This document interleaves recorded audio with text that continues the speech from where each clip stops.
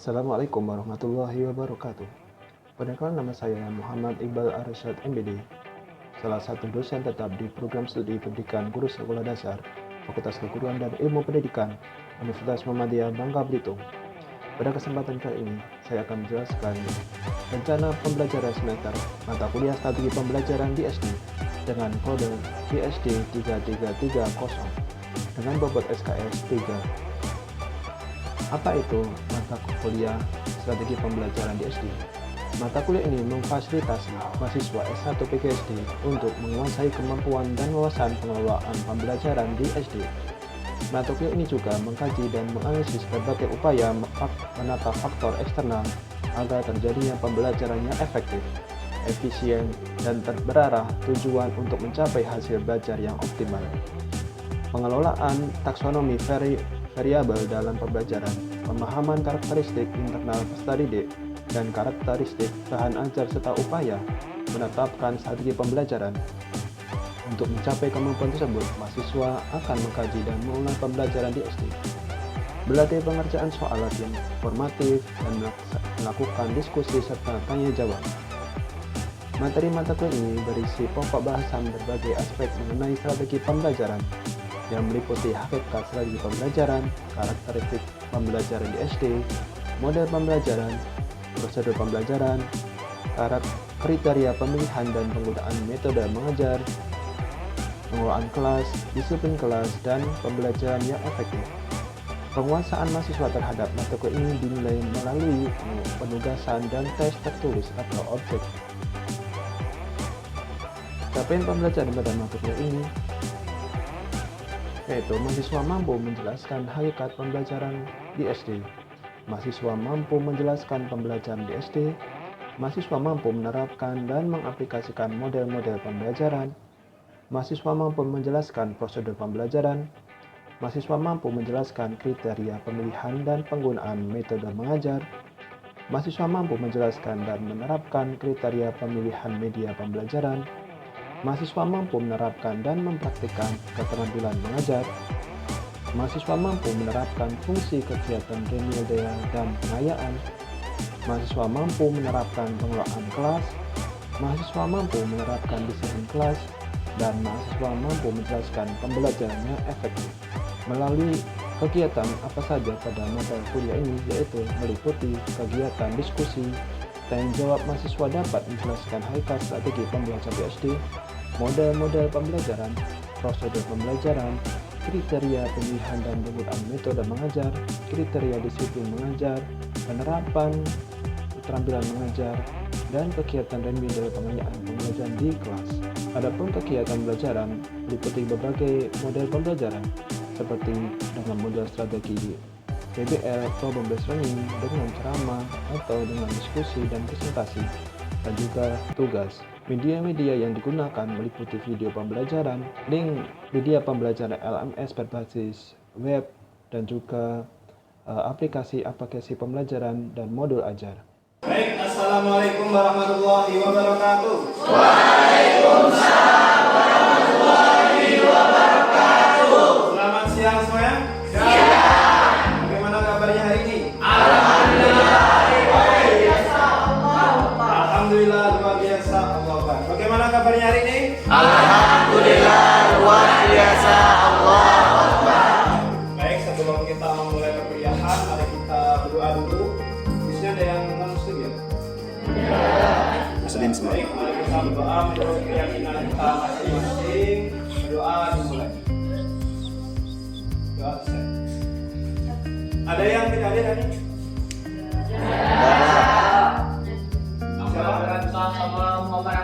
Baik, terima kasih atas kesempatan kali ini.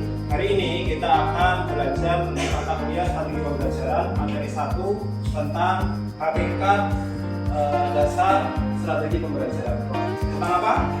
Hakikat strategi pembelajaran. Nah, di sini ada yang punya HP?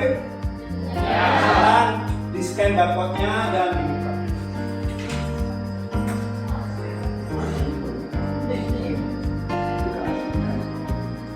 Oke, sudah buka ya? Di sini saya mau mendengar pendapat kalian. Di sini kan kita kan calon guru ya, tentunya ya. kalau guru sekolah dasar pasti pernah mendengar apa itu belajar. Nah sekarang kesempatan sekarang silahkan diisi apa itu belajar menurut kalian semuanya. Nanti akan muncul di sini. Silahkan bisa diisi. Ya, saudara semua kan pernah dengar ya. Ya lengkap bisa ya. Nanti akan muncul di sini. Silahkan bisa diisi suatu proses atau upaya. Bisa lengkap ya. Atau kata singkat saja, belajar itu apa sih? Ya, latihan mengasah kata. Apa lagi? Suatu proses atau upaya lagi yang kepanjangan ya, jadi pendek saja. Usaha dalam menambah ilmu, oke. Belajar, apa sih itu belajar menurut kalian? Usaha dalam menambah ilmu, oke. Jadi semuanya ini benar ya. Jadi belajar itu adalah suatu usaha sadar yang dilakukan untuk mencapai hal yang baru. Nah, kita kembali ke slide dulu. Oke, ada yang nambah lagi untuk menambah wawasan. Nah, ini ada yang besar ya. Yang besar ini berarti tulisan yang besar itu adalah tulisan yang sama dengan jawaban yang lain. Jadi kalau jawaban atau isiannya sama, dia akan semakin besar. Jadi kalau kalian ada yang persamaan pemikiran yang sama, maka akan tampil di sini tulisannya semakin besar. Apa itu pembelajaran? Tadi kan kita tanya apa itu pembelajaran. Sekarang pembelajaran. Menurut kalian itu apa pembelajaran? Coba langsung isi. Kegiatan yang berisi materi, proses mengenal hal baru. Ya, proses mengenal hal baru, proses memperoleh. Ya, mana yang menurut kalian pendapatnya paling baik menurut kalian, maka akan semakin besar tulisannya. Oke ya, mengembangkan sebuah ilmu dan juga ya memperoleh ilmu dan juga berpotensi untuk mendapatkan hal yang baru. Coba saya tanya satu orang, apa itu belajar menurut kalian? Ini, Mas. Apa itu belajar menurut kalian? Usaha mempelajari hal baru. Oke, ini ada ya. Bisa saja untuk mendapatkan hal yang baru. Oke, beri tepuk tangan dulu. Apa namanya? Muhammad. Tadi kan kita sudah mengetahui pendapat dari kalian semua tentang belajar. Jadi kalau pembelajaran itu adalah ya adanya interaksi antara dua belah pihak, yang si pengajar sama si yang belajar tadi. Yang belajar sama si kepala pembelajar. Jadi entah itu guru, dosen, atau tutor, instruktur yang berperan untuk menciptakan kondisi agar terjadi kegiatan belajar itu adalah pembelajaran. Proses usaha sadar untuk mendapatkan hal yang baru itu belajar. Kalau mengajar dan pembelajaran adalah upaya untuk membuat orang lain belajar, itu mengajar ya. Dan pembelajaran itu isinya adalah peran antara dua belah pihak, pembelajar dan yang belajar. Coba saya tunjuk yang paling belakang, pojok kanan. Siapa namanya? Subhan. Siapa? Subhan.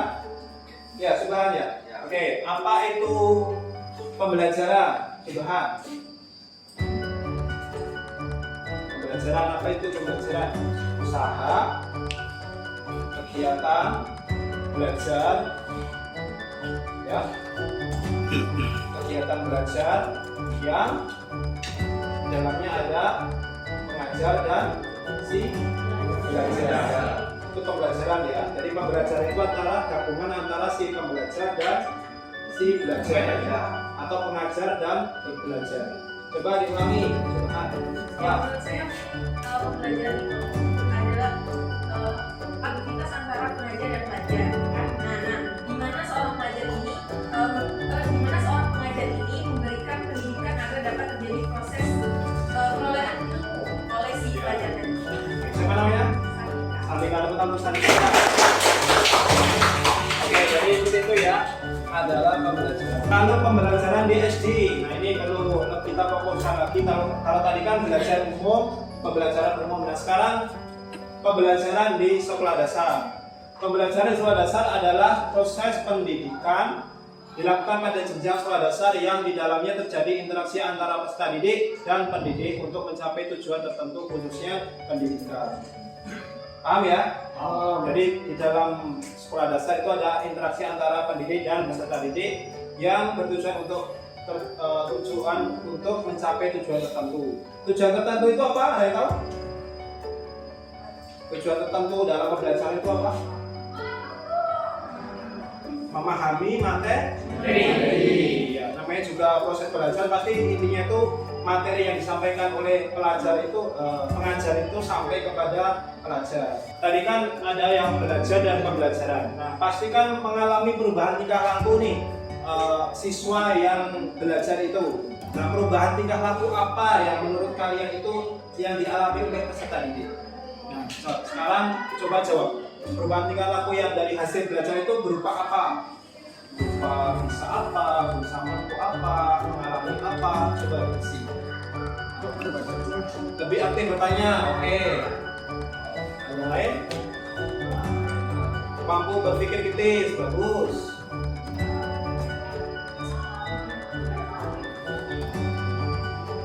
Yang lain?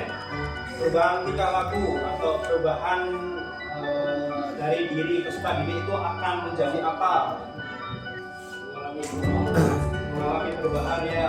Kita dulu tes semua. Oke. Jadi semua yang kalian berikan jawaban ini semuanya benar ya. Akan tapi kita akan memahami seberapa spesifik lagi perubahan yang dihasilkan oleh yang dialami oleh peserta didik itu. Di sini saya punya video pembelajaran, silahkan bisa diamati dan dicatat hal-hal pentingnya itu. Nanti ketika saya menyampaikan materi, silahkan nanti bisa saya akan memberikan pertanyaan di pertengahan dan kalian bisa menjawab dari hasil pengamatan video kali ini.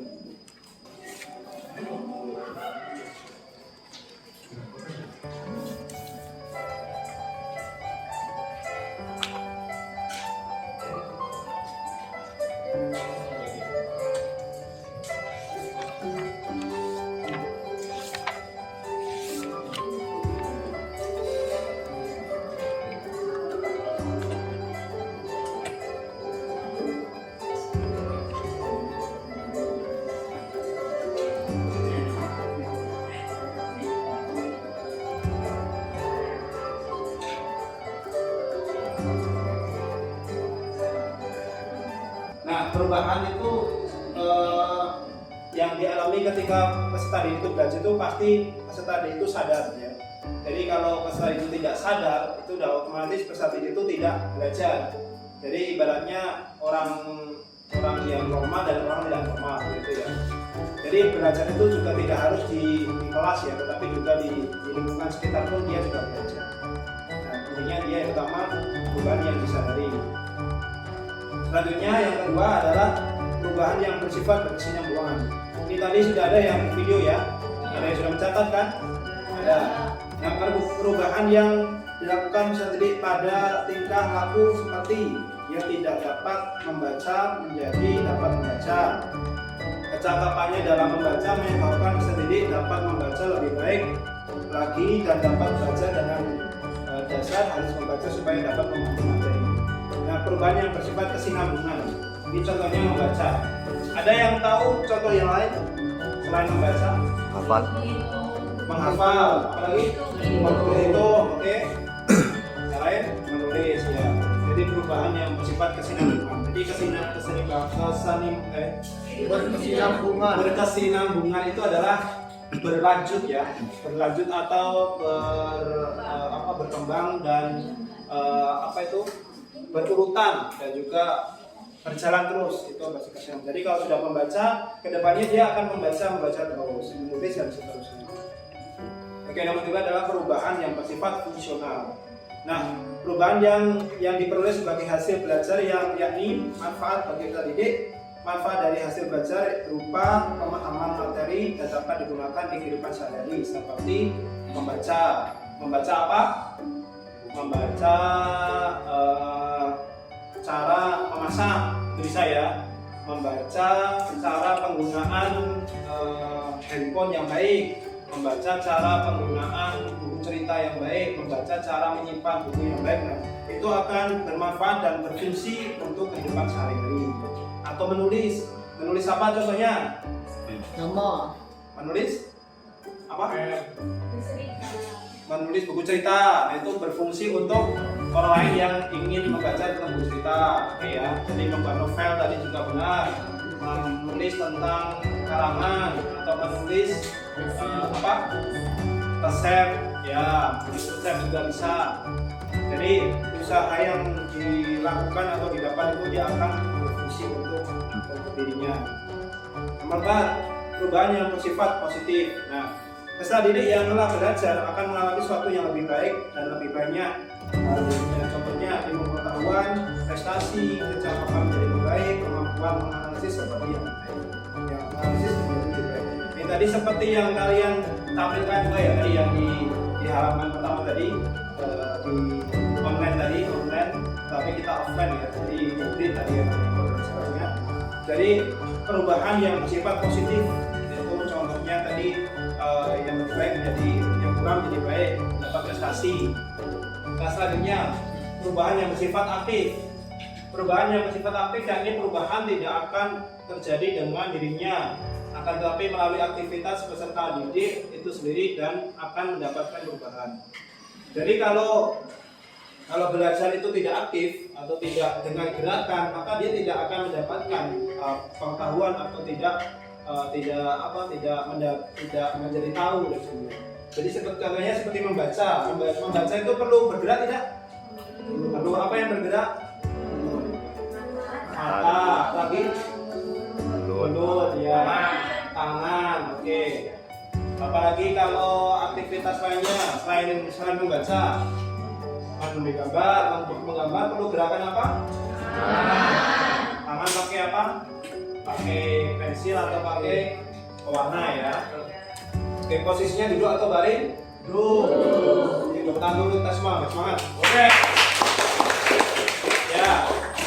Nah, perubahan yang terjadi sebagai hasil belajar akan berbeda secara kekal, ya, dalam dirinya sendiri dan setidaknya untuk masa-masa tertentu dan seterusnya. Contohnya mencapai cita-cita. Jadi perubahan yang bersifat permanen dan tetap. Jadi kalau sudah mencapai belajar untuk mencapai cita-cita, jadi kalau sudah mencapai cita-cita, contohnya apa cita-cita itu? Menjadi guru. Nah, guru kan itu kan sifatnya permanen ya, sifatnya permanen dan tetap. Jadi, tapi kalau dia tiba-tiba jadi guru, tapi dia sambil kerja di kebun itu bisa tidak? Bisa ya. Atau cita-cita menjadi dokter. Untuk mengalami proses perubahan itu tentunya membutuhkan suatu strategi, pendekatan, metode, dan teknik pembelajaran. Nah, sekarang kita akan berdiskusi secara kelompok dengan metode jigsaw. Metode apa? Jigsaw. Ada yang pernah mendengar metode jigsaw sebelumnya?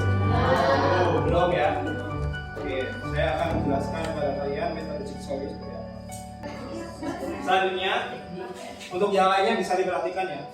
Jadi, yang kedua memberikan penjelasan materi, yang keempat prestasi akademik. Jadi kita pengelompokannya sudah sesuai ya, jadi pahami dan kemampuan verbal kita semua berbaur ya, tidak difokuskan ke satu titik saja. Nah, 4 membaca materi. Jadi ini kalian baca benar-benar pahami setiap materinya untuk pemateri. 5 berdiskusi. Nah, berdiskusi ini sesuai sama gambar yang di sini ya. Jadi ini kan sekarang kelompok asal kita. Kelompok asal kita itu sama materinya satu warna ya. Materi itu satu setiap kelompoknya. Nanti setelah dipahami kita akan campur menjadi kelompok campuran. Nah, kelompok campurannya bagaimana? Kita dibagi menjadi 2 ya. 5. 1 sampai 5 satu kelompok, 1 sampai 5, 6 sampai 10 satu kesatuan. Jadi di sini kan ada 5 materi kan. Nah, nanti setiap pemateri itu akan berpindah tempat ke kelompok selanjutnya. Mempraktikkan atau mempresentasikan hasil diskusi kalian. Yang pertama kelompok 6 dan kelompok 8 ya. Oke. Yang lainnya bisa memperhatikan, tetapi tetap diselesaikan. Setelah selesai nanti kita akan kumpulkan hasil semuanya. Kelompok 6 sudah siap? Kita kasih tepuk tangan untuk kelompok 6. Silakan semuanya dimakan diri Pak. Semuanya ya, Pak. Ya. Assalamualaikum warahmatullahi wabarakatuh. Waalaikumsalam warahmatullahi wabarakatuh. Selamat siang teman-teman. Ya. Masih semangat? Masih. Oke. Baiklah, sebelum kita mulai, izinkan kami memperkenalkan diri terlebih dahulu. Kami dari kelompok 6 berjumlah 5 orang. Di sini saya sendiri. Saya bernama Muhammad Ilham Fadilah. Ada teman kami. Nama saya Sabira Belita. Nama saya Ayu Kristi, nama saya Yudhita Iskandar. Saya Ahmad Rizik. Baiklah, itu saja perkenalan kelompok dari kami. Di sini kami akan menyampaikan hasil diskusi kami secara singkat mengenai materi yang sudah diberikan. Untuk yang pertama, contoh dari model pembelajaran. Kami di sini kelompok 6 mengambil 2 contoh model pembelajaran, yaitu yang pertama model pembelajaran secara langsung. Salah satu contohnya seperti yang kita lakukan sekarang. Nah, melalui kegiatan seperti ceramah dan lain sebagainya. Terus ada model pembelajaran berbasis masalah. Salah satu contohnya dengan cara menyelipkan setiap kegiatan-kegiatan yang bersifat sosial atau kegiatan-kegiatan yang bersifat bermasyarakat, kehidupan bermasyarakat sebagai contoh dari setiap apa yang kita ajarkan. Terus yang kedua ada contoh pendekatan pembelajaran. Contoh pendekatan pembelajaran ini terbagi menjadi 2. Yang pertama yaitu teacher center, artinya guru sebagai senternya, dan yang kedua student center. Nah, murid yang jadi pusatnya. Contohnya itu Sebelumnya tidak perlu kenalan karena kita sudah satu kelas dan sudah lama ya, jadi sudah tahu ya siapa yang di depan. Nah, langsung saja di sini kami akan menjelaskan 4 materi. Yang pertama itu ada teknik pembelajaran, yang kedua ada pendekatan pembelajaran, yang ketiga ada pengertian pembelajaran, dan yang terakhir ada teknik dan taktik. Langsung saja untuk yang pertama itu ada pendekatan pembelajaran. Di sini kami memberikan 2 contoh, yaitu yang pertama itu ada pendekatan konstruktivisme, yang kedua ada pendekatan pemecahan masalah, yang ketiga ada pendekatan open ended dan pendekatan realistis begitu. Nah, untuk selanjutnya yaitu taktik pembelajaran akan dijelaskan oleh Salsa. Akan diberikan contoh oleh Salsa. Langsung saja Salsa. Contoh dari teknik metode ceramah pada kelas dengan jumlah siswa yang relatif dan banyak mempunyai teknik sendiri. Contohnya berceramah di kelas dengan jumlah siswa yang terbatas. Pertama dengan contoh dari teknik. Ya, jadi intinya taktik dan teknik itu sama ya guys ya. Nah, untuk selanjutnya itu ada pengertian pembelajaran. Di sini kami memberikan 2 contoh. Yang pertama ada siswa melakukan debat, di mana strategi pembelajaran ini cukup baik ya dilakukan dalam kelas karena dapat meningkatkan cara berpikir siswa begitu. Bagaimana pendapat mereka masing-masing, mengeluarkan pendapat mereka masing-masing. Nah, yang kedua kami memberikan contoh siswa membaca dengan keras. Kenapa membaca dengan keras? Karena membaca dengan keras ini sangat penting agar teman-teman yang lain juga bisa memahami apa yang kita sampaikan begitu. Kalau kita membacanya tidak keras atau malu-malu begitu, mungkin masih banyak teman-teman yang belum bisa mendengarkan atau menangkap begitu apa yang kita sampaikan. Nah, untuk yang terakhir Sedikit saya tambahin di sini tentang apa sih model, perbedaan model, kemudian pendekatan pembelajaran, strategi, metode, dan taktik. Jadi sebenarnya bisa kalian lihat semua ya, di sini tuh ada lingkaran besar kan, lingkaran besar atau apa itu persegi ya, persegi panjang ini ya. Dan itu adalah gabungan dari semua pendekatan, strategi, metode, dan teknik. Jadi model pembelajaran itu di dalam model pembelajaran itu ada pendekatannya, ada strateginya, ada metode, dan ada tekniknya. Itu yang namanya model pembelajaran. Jadi contohnya model pembelajaran itu ya pembelajaran yang difokuskan kepada siswa dan atau guru. Tadi yang tadi sempat ada perbedaan ya, ada perbedaan pendapat ya. Jadi adanya student center itu adalah model pembelajaran. Nah pendekatan, dalam model pembelajaran itu ada namanya pendekatan naik atas. Jadi bukan dari bawah ke atas tapi dari atas ke bawah ya. Nah pendekatan pembelajaran itu ada student or teacher centered approach. Hampir sama dengan model pembelajaran, hanya saja dia akan lebih ke materinya. Kalau ini kan lebih cangkupan keseluruhan seperti kurikulumnya, kalau modelnya itu ya, kurikulumnya pakai kurikulum apa, kemudian teknik penyampaiannya pakai tema atau pakai pembelajaran langsung. Kalau sebelum kurikulum 13 itu ada apa? KTS, KTSP kan pembelajaran yang hanya terfokus pada satu materi. Kalau tema atau kurikulum 13 kan penggabungan antara beberapa materi pembelajaran menjadi satu yang disampaikan secara langsung, yaitu model pembelajaran. Nah pendekatan itu student center yang langsung kepada kelasnya langsung gitu. Jadi dalam kelas tadi sudah dijelaskan fokusnya ke guru atau fokusnya ke siswa. Fokus ke guru itu seperti saya ini, sekarang saya menjelaskan, jadi kalian fokus ke saya. Itu namanya teacher center. Tetapi kalau student center kalian yang aktif, kalian yang belajar, kalian berdiskusi, kalian memberikan pendapat, itu namanya student center. Tetapi kalau yang kita lakukan dari awal sampai akhir itu penggabungan antara student center dan teacher center. Nah, kita sudah melakukan pendekatan pembelajaran. Kemudian strategi pembelajaran. Nah, strategi pembelajaran yang saya gunakan, yang tahu hari ini itu kita menggunakan strategi apa? Metode apa? Strategi apa? Strategi ya. Discovery atau expository atau tadi kita bikin kelompok apa namanya? Kelompok jigsaw. Itu termasuk strategi pembelajaran jigsaw ya. Nah, di dalam jigsaw itu ada yang namanya metode pembelajaran, ada ceramahnya, ada diskusinya, ada simulasinya, ada demonstrasinya, ada yang demonstrasinya ya, kalian menyampaikan pendapat termasuk demonstrasi. Nah di dalam demonstrasi itu, di dalam metode itu ada yang namanya teknik pembelajaran. Jadi lebih kepada cara dia itu memahami materi. Contohnya kalau saya menjelaskan nih, saya berceramah nih. Nah cara saya berceramah ini ada saya tambahi dengan tepuk tangan, saya tambahi dengan yel, halo, hai, itu termasuk teknik saya untuk menyampaikan ceramah.